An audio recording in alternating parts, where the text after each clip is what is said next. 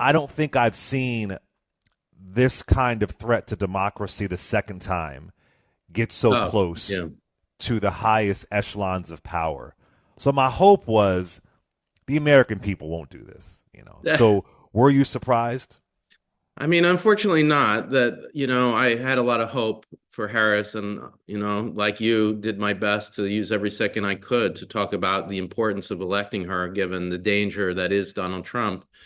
But, what the book is about is that often there is this deep authoritarian strand in American history and a misreading, but an authoritarian reading of the Constitution that goes along with it.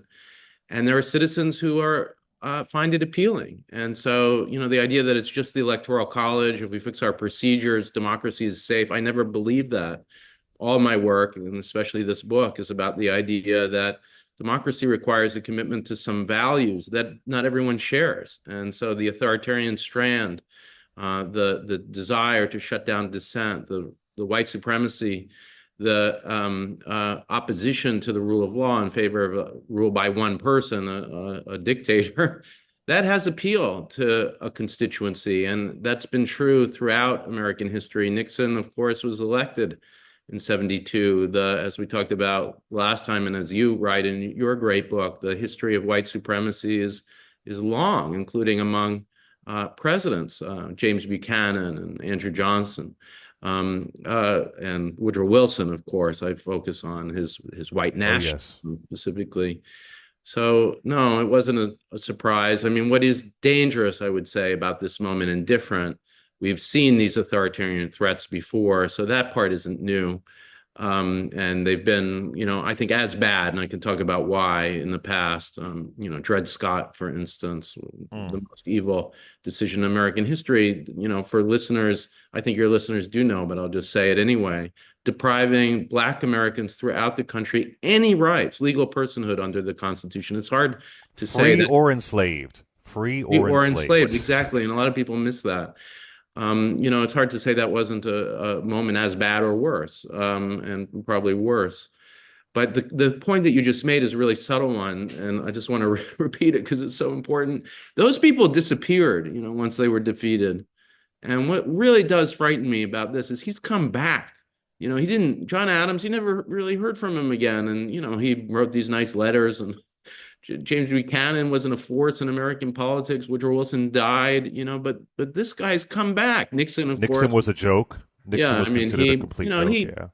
of course, I think he should have been prosecuted, and he had too high a status. But the idea he was going to come back and win again was never going to happen. But so that is, you've really put your finger on it. That's what's so scary about this moment. He has come back, and he's retaking this dangerous, dangerous office. The most important part of your book, and again, I want to encourage people, if you're looking for a little bit of guidance, you got to pick this book up. I'm telling y'all. I mean, one of the great things that I say about history is that it just repeats itself. And if you want to look back on how to correct things, just look at the history. It really is a lot of these things. You don't have to reinvent the wheel. Right. It's not groundbreaking. It's been done before. And our biggest mistake is when we ignore history and then it pops back up and say, "Hey, here I am, here I am." So you mentioned local. I've been saying local even down to your block. Like you got to think local. And Corey, some folks have they've gotten upset with me because I've been using the term. We do have to look at this almost states' rights. I know we hate Yeah. that term. We think of the Confederacy, but that's just where we are. We got to look at a states' rights kind of country. But what are some key things that folks out there can do to defend what we have right now and to make sure it doesn't go to Viktor Orban or Vladimir Putin?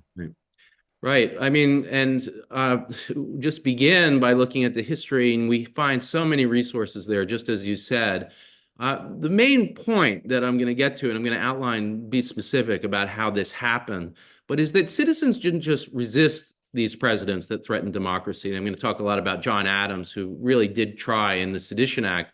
In addition to being triggered by this plot being uncovered, one of the things he did was prosecute the guy that published it, this plot to steal the election, and prosecute him under an act called the Sedition Act, which was an attempt to shut down the opposition party. And it almost worked. 126 prosecutions. It was written in a way to make it a crime to criticize the president of the United States.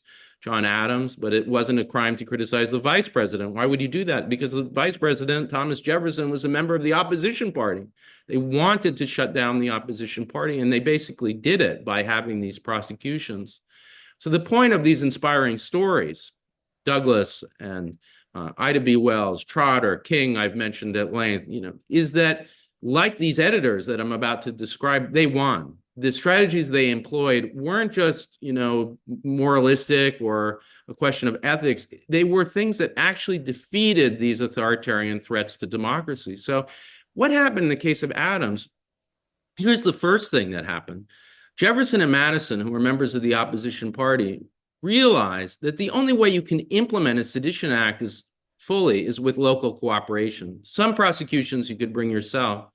So they used the idea of the 10th Amendment, which later on conservatives are going to use some conservatives to defend segregation. And before that, of course, the Confederacy used this language, not of the 10th Amendment, but of states' rights. But there's a different kind of states' rights in the 10th Amendment. It just says those powers not given to the federal government are reserved to the states.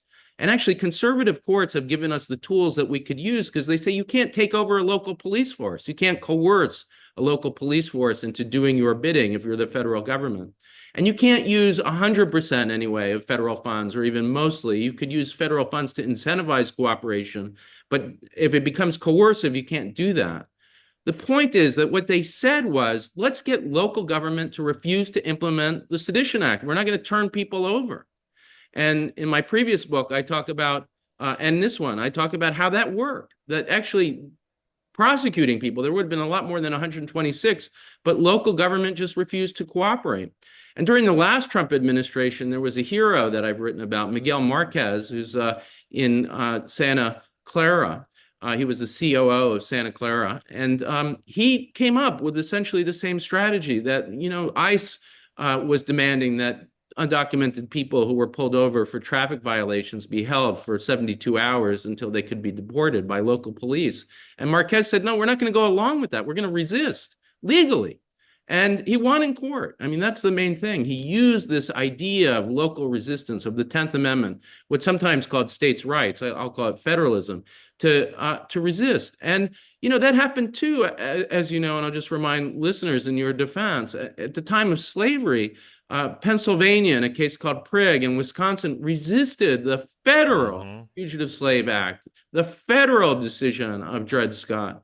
And so local resistance has a heroic past, in addition to the white supremacist past that, of course, we all know too well. But I would say all of that, I don't want to get people's hopes up. Those are partial strategies. It'll slow down what Trump is doing, and it will happen only at the behest of citizens demanding it.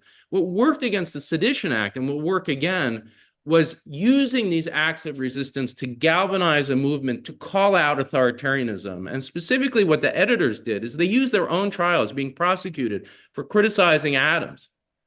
And what they did in these trials is they said, we're being prosecuted. That is Adams acting as a monarch, an authoritarian. It's a shutdown of the right to free speech. And they use, presidents didn't campaign at the time. Jefferson gave like one speech. So they used the election of 1800 as a way of resisting Adams and making it a referendum on democracy.